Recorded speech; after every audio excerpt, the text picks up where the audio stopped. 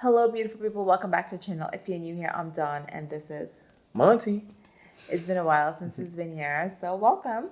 Thanks, baby. What are we talking about today? We are going to talk about raising resilient kids, but specifically how to navigate this digital age with our young kids. Stay tuned. This is going to be interesting.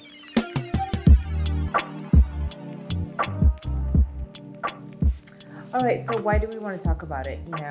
In this day and age, we cannot not talk about it, I guess, because kids are exposed to technology of all sorts in kindergarten or even in TK. Actually, like my Hana is going to TK, and they do have computers there, to do their schoolwork. So they're just exposed to it all the time. I mean, TV, phone, all that kind of stuff, and so it's very important to talk about it because there is also pros to having technology, but also cons, right? Like we all know. All right, so why are we talking about it today? Because we can't afford not to. Ahana went started TK today, and one of the things that they do in school is have an iPad and do some kind of homework or something like that online. But kids, so young are being exposed to technology of all sorts, like iPhone, iPads, laptops, all that kind of stuff. And so it is important to help them navigate all of that for them, Yeah, Dawn and I are completely on the same page when it comes to parenting, when it comes to all these devices, because, nowadays these kids get overstimulated with so many different devices and things that go on. We are, as adults, are addicted to, social media and stuff like that. So imagine kids who can't even control it. So we definitely want to set up a few strategies on how we're going to parent our kids. And Dawn, you can tell them about the strategies. All right, the first thing to do as a parent is to figure out what works for your family, right? Like, what is the right balance for your family? That would lead to establishing boundaries, right?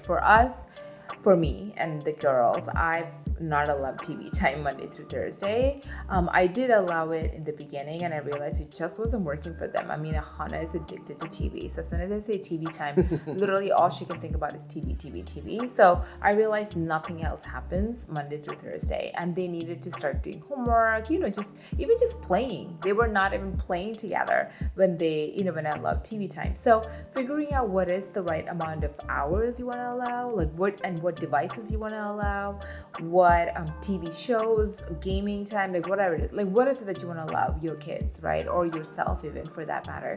And then also having like screen-free zones. I mean, sometimes for dinner, like some families don't allow tech at dinner, because it's the time to talk to each other, actually have FaceTime with each other. So those kind of things, like having tech-free zones and also discovering what your time limit is. So the first point is that. All right, and number 2 is to create offline activities for your kids. I mean, if you don't keep your kids busy, they're gonna want to get on a device. That's for adults also, right? Like, we're bored, we get on our phone and empty scrolling, So You do that a lot too, by the way. What do we do with our kids to keep them busy? Oh, as far as the offline activities that we usually do when we indoors, we mainly just do like arts and crafts. We do puzzles. We have them set it up. They help us set things up. And then it's just teaching them to be organized and, being responsible. We're just taking care of things. And then we just do a lot of arts and craft. And we do puzzles, Dawn has been really working with Amara on the puzzles. And, and Ahana, she just likes to draw a lot and show colors. Yeah, so we mainly do that with the girls. Mm-hmm. And then we try to take them out. Honestly, it has been really hot in California. I really wanted to get them on hikes and walks and all that stuff, but it's just been unbearably hot. But just taking them out and helping them enjoy park time, or just play area time, or having play dates, to get them out, and that is important for them to just be outside in a social setting, in a real world setting. And I think it is important for parents to set up real world activities, not just like online gaming where you think like a Black Mirror episode, really, like where everything is just in this like facade, or like, I don't know, 3D worlds or whatever, right? Like, you need real world, like we need each other, and little kids need to learn that at a young age so that their social interactions are good and they don't, so they don't have mental health issues, So I think that's very important to come up with activities.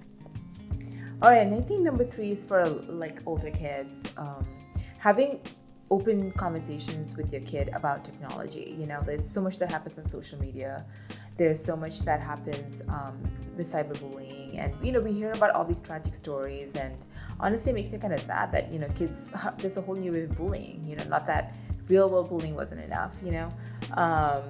So having those conversations are very important. Like for you with Kinsey, you have those conversations with her about internet safety, absolutely. What you put on social media, it stays there forever. What you put on the internet really stays there forever, and you can't believe everything on the internet, those kind of things.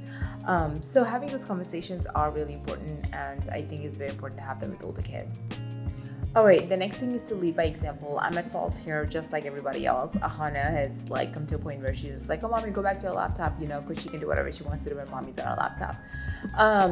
Just trying to not be on your computer or devices so much, when your kids are around, because they're just watching what you do. So they always, like they always say, kids watch what you do. They don't really hear a lot of what you say, right? So they are watching you be on your devices. So why can't they be on their devices as they get older, right? So that's one of the big things with kids, just making sure that you have a time to connect with them, doing whatever you do, just having real world connections with them. That's super important.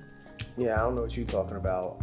When I'm with them, I completely put my devices away, no distraction, one-on-one, undivided attention. So you probably do that, but I don't do that at all. Yeah, Monty has his earphones on, so he takes it to the next level. For me, it's just, all right, just to summarize, figure out what works for your family, right? What they can get on, what they cannot get on, etc., etc. What are the boundaries? What are the screen-free zones? What games they can play, what shows they can watch, all that kind of stuff, So have those conversations, talk about internet safety, it's important, talk about cyberbullying, have those grown conversations with your kids. And the next thing is to figure out, activities that they can do. If it's for older kids, maybe they can play sports, or for younger kids, books, puzzles, Google is your best friend, figure it out on Google.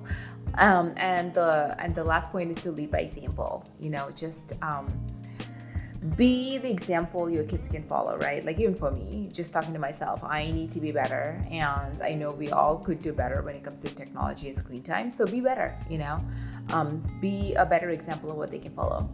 And if you guys have any better ideas or good ideas that you have implemented and love, leave me a comment. I would love to hear it. Thank you for watching. We'll see you back here for our next one. Mwah.